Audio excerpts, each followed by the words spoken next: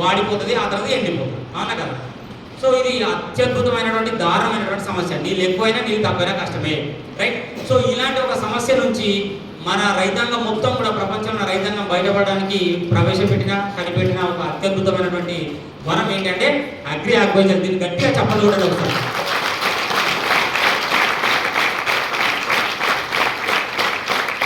కేవలం ఈ రెండు కారణాలతోటి ఎంతో మంది రైతులు సూసైడ్ చేసుకుంటా ఉన్నారు. నీళ్లు ఎక్కువైనా నీళ్లు తక్కువైనా ఈ రెండు కారణాలతోటి చాలా మంది రైతులు సూసైడ్ చేసుకుంటా ఉన్నారు. నిజమా కదా?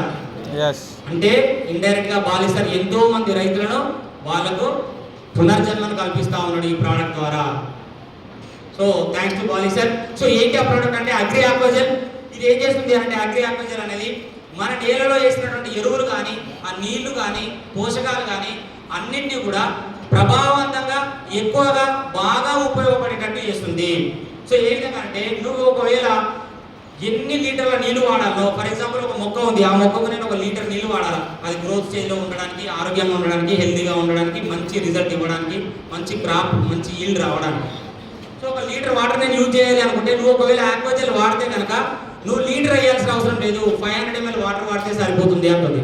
అంటే మనకు నీళ్లు సేఫ్ అయినా లేదా? అంటే బోర్ల మీద ఎవరైతే ఆధారపడి ఉన్న రైతులు, ఆ బోర్ అనేది ఎన్ని ఎక్కువ గంటలు పోస్తే అంత మంచిది రైతు. మనకు తెలుసు ఒకప్పుడు 6 గంటలే వచ్చేవి మనకు బోర్లు, మన కరెంట్ 6 గంటలే ఉండదు 3 ఫేజ్. సో ఇప్పుడు ఎక్కువ వస్తున్నట్టున్నది. ఓకేనా, రైట్? సో కాబట్టి మనం వాటర్ను 50% సేవ్ చేయాలన్నా, ప్లస్ మనం వేసిన ఎరువులు ఒక 40% సేవ్ చేసుకోవాలన్నా, బాగా ఉపయోగపడాలన్నా మనం ఖచ్చితంగా ఆక్వాజెల్ వాడాల్సిందే.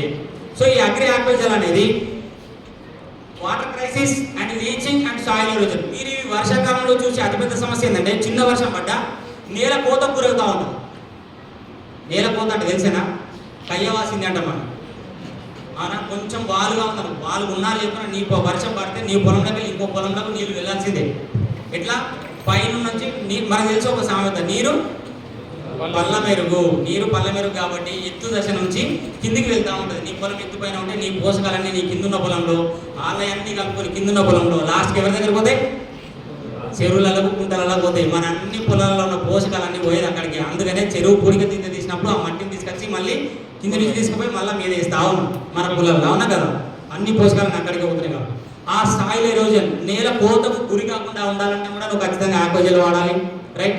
సో ఇది ఏం చేస్తుంది అంటే, నీళ్లు ఎక్కువైనా, ఒకవేళ నీళ్ళు విపరీతంగా ఉన్నాయి అనుకోండి, మీరు ఆక్వాజెల్ ఏం చేస్తారంటే ఆ వాటర్ మొత్తం కూడా పీల్ చేసుకుంటుంది, పట్టి ఉంచుతుంది జెల్ రూపంలో.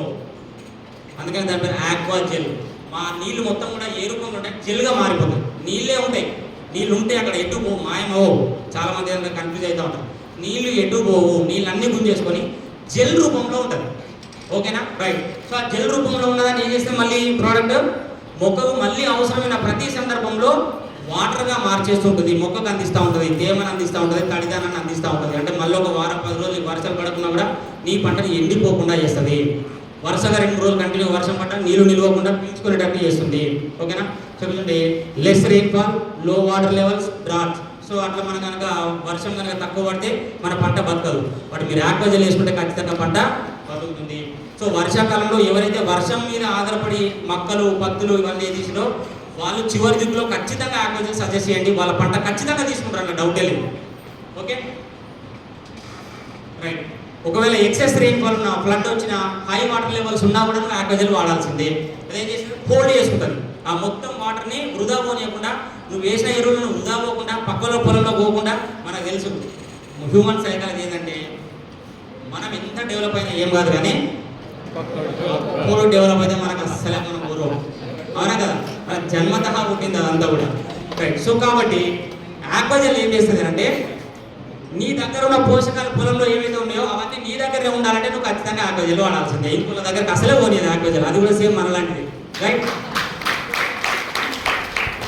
చూడండి, ఆక్వాజెల్ వేస్తే కనుక ఈ విధంగా రైట్ సైడ్ లాగా మొత్తం నీ పోషకాలన్నీ కూడా కొట్టుకుపోకుండా చేస్తుంది. కాబట్టి పట్టుకొని ఉండేటట్టు చేస్తుంది, నీ పంటకు అందేటట్టు చేస్తుంది. నువ్వు వేసిన వాటర్ కానీ ఎరువులు కానీ మొత్తం కూడా మొక్క అందేటట్టు చేస్తుంది. కాబట్టి నీ పంట ఎట్టి పరిస్థితుల్లో చనిపోదు, ఏ పరిస్థితుల్లో ఉన్నా కూడా, రైట్? సాయిల్ ఎరోజన్ అంటే ఇది ఇక్కడ చిన్నగా వర్షం పడితే ఒక కాలువలాగా అవుతుంది. మన ఇంట్లో కూడా ఇంటి ముంగడ కూడా కొట్టుకొని పోతూ ఉంటుంది, ఆ కాలువ ఏర్పడుతూ ఉంటుంది, కయ్య పడుతుంది. సో అలాంటిది అనమాట. దాన్ని కొట్టుకొని పోకుండా ఈ విధంగా ఇప్పుడు లెఫ్ట్ సైడ్ ఉంది కదా, అది ఆక్వాజల్ వేస్తే అట్లా ఉంటుంది, నేలను కొట్టుకోపోని అనమాట. బట్ రైట్ సైడ్ ఉంది కోతకు గురి అవుతా ఉంది. సో ఆ విధంగా నేల కోత గురి కాకుండా చేస్తుంది. సో మరి ఈ ఆక్వాజల్ అనేది ఎప్పుడు వాడాలి, ఎంత వాడాలి, ఎట్లా వాడాలి అనేది ఇంపార్టెంట్.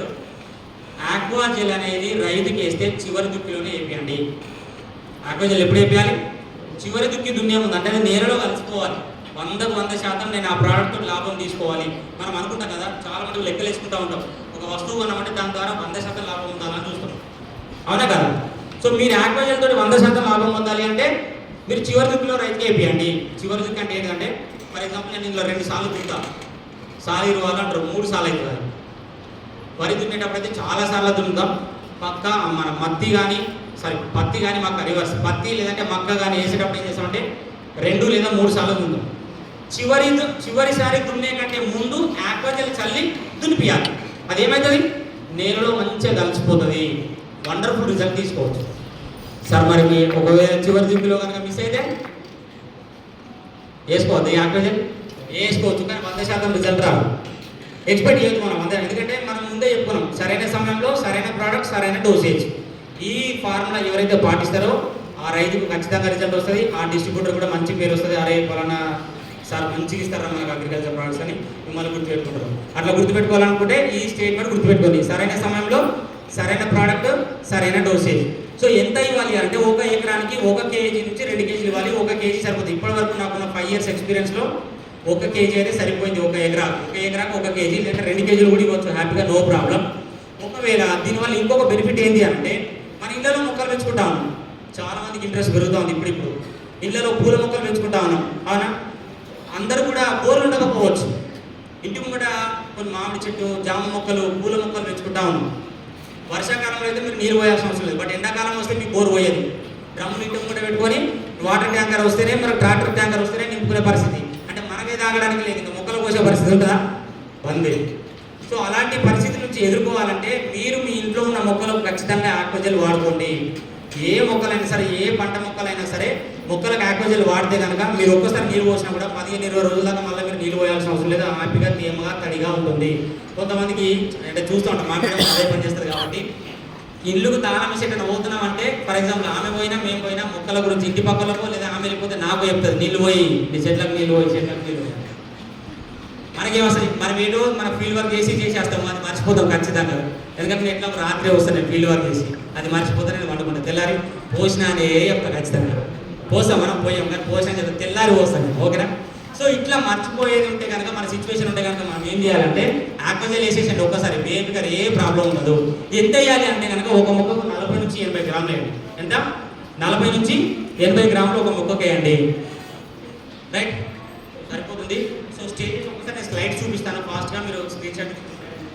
ఓవరాల్గా జనరల్గా అన్ని రకాల పంటలకి ఏ దశలో ఏమేమి ప్రోడక్ట్స్ వాడచ్చు అనేది. సో నేల చికిత్సలో మనం వాడాల్సిన ప్రోడక్ట్ సరే ఇవన్నీ